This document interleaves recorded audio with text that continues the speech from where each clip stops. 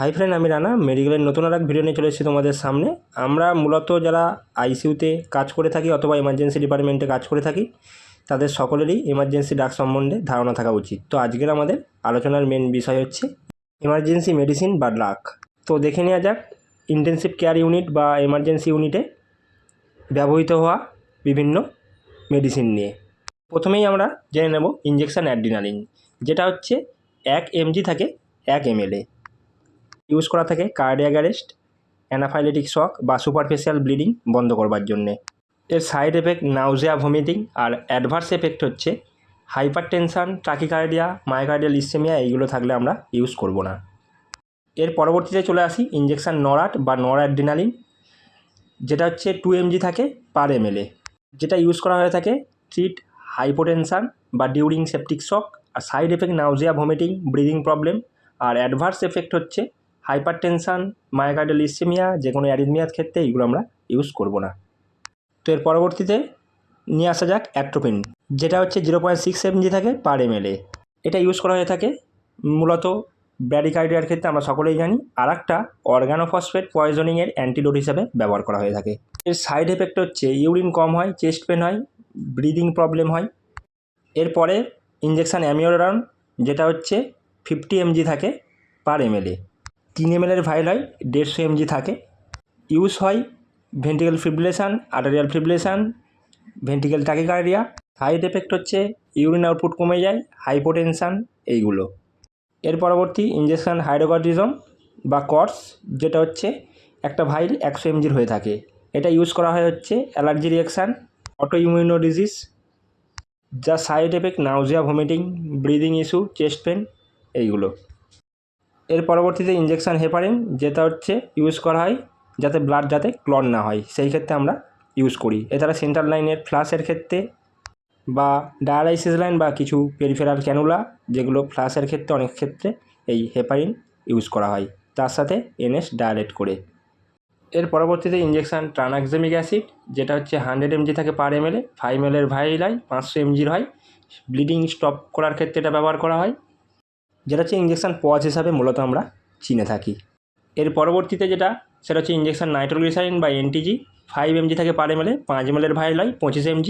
এটা ইউজ করা হয় হাইপার টেনশান বা চেস্ট পেন বা মায়োকার্ডিয়াল ইসেমিয়া, এইগুলোর ক্ষেত্রে। এর পরবর্তীতে ইঞ্জেকশান ল্যাসিক্স বা ফ্রুসামাইড, যেটা হচ্ছে 10 mg থাকে পার ml, 2 ml বা 4 ml অর্থাৎ 20 mg বা 40 mg অ্যাম্পেল হয়ে থাকে। এটি মূলত ব্যবহার করা থাকে পালমোনারি ইডিমা কমানোর জন্যে। এছাড়া হচ্ছে ইনক্রিজ ইউরিন আউটপুট। আর এর সাইড এফেক্ট হচ্ছে মাউথ ড্রাই হয়ে যায়, ডিহাইড্রেশন হতে পারে পেশেন্টের। এছাড়া হচ্ছে ইলেকট্রোলাইট ইমব্যালেন্স হতে পারে। এর পরবর্তীতে যেটা হচ্ছে ইঞ্জেকশান অ্যাডিনোসিন, যেটা হচ্ছে সুপ্রাভেন্ট্রিকুলার টাকিকার্ডিয়ার ক্ষেত্রে আমরা ইউজ করে থাকতে পারি। 6 mg, 12 mg, দেন 12 mg, অর্থাৎ 6-12 করে 2 মিনিট অন্তর অন্তর আমরা এটি ব্যবহার করতে পারি সুপ্রাভেন্ট্রিকুলার টাকিকার্ডিয়া ট্রিট করাবার জন্য। এটা হচ্ছে পার ml 3 mg করে থাকে, 2 ml 6 mg অ্যাম্পেল হয়ে থাকে। এর পরবর্তীতে যেটা দেখানো হচ্ছে এটা হচ্ছে ইঞ্জেকশান ক্যালসিয়াম গ্লুকোনেট। এটা হচ্ছে হাইপোক্যালসিমিয়া বা ম্যাগনেসিয়াম টক্সিসিটি বা কোনো পেশেন্টের সিরাম পটাশিয়াম যদি বেশি হয়ে যায়, অর্থাৎ হাইপার ক্যালিমিয়ার ক্ষেত্রে এটি ইউজ করা হয়ে থাকে। এর পরবর্তীতে যেটা দেখানো হচ্ছে এটা হচ্ছে ইঞ্জেকশান পটাশিয়াম ক্লোরাইড বা ইঞ্জেকশান কেসিএল। এটা হচ্ছে পেশেন্টের সিরাম পটাশিয়াম কমে গেলে বা হাইপোক্যালিমিয়ার ক্ষেত্রে এটি স্লোলি ইনফিউশন পাম্পে ইউজ করা হয়ে থাকে বা স্লোলি এনএসের সাথে ডায়ালেট করে ইউজ করা হয়ে থাকে। এরপরে ইঞ্জেকশান মিডাজোলাম, যেটা হচ্ছে 10 mg ভাইল হয়ে থাকে, যেটা হচ্ছে অ্যানাস্থেসিয়া বা রিলিফ অ্যাংজাইটির ক্ষেত্রে ইউজ করা হয়ে থাকে, পার ml 1 mg। এরপর ইঞ্জেকশান প্রোপোফল, যেটা হচ্ছে মেডিকেল প্রসিডিওর লাইক প্রি ইন্টুবেশান, এছাড়া অ্যানাস্থেসিয়া ফর সার্জারি, এইগুলোর ক্ষেত্রে এই প্রোপোফল ইঞ্জেকশান ইউজ করা হয়ে থাকে। এরপর ইঞ্জেকশান ডোবিউটামিন, যেটা হচ্ছে কনজেস্টিভ হার্ট ফেলিওর বা পেশেন্টের হচ্ছে ইনক্রিজ বিপি, এছাড়া ইনক্রিজ কার্ডিয়াক আউটপুট, এই সমস্ত পেশেন্টের ক্ষেত্রে ইউজ করা হয়ে থাকে। এরপর ইঞ্জেকশান ডোপামিন, যেটা হচ্ছে কার্ডিওজেনিক সেপটিক শকের ক্ষেত্রে ইউজ করা হয়, ইউরিন আউটপুট বাড়ানোর জন্য ইউজ করা হয়।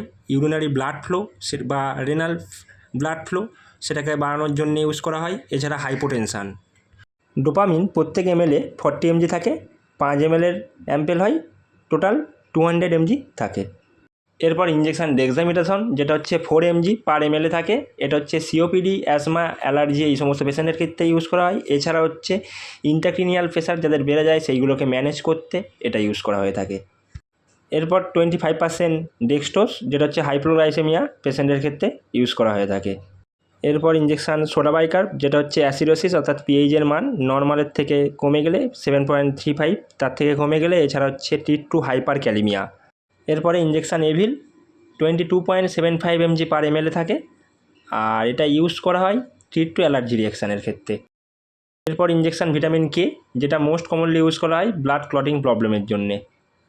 এরপর ইঞ্জেকশান হচ্ছে আইসোলিন, যেটা হচ্ছে পার ml 2 mg থাকে, যেটা মেনলি ইউজ করা হয় কমপ্লিট হার্ট ব্লক বা ব্র্যাডিকার্ডিয়া পেশেন্টের ক্ষেত্রে।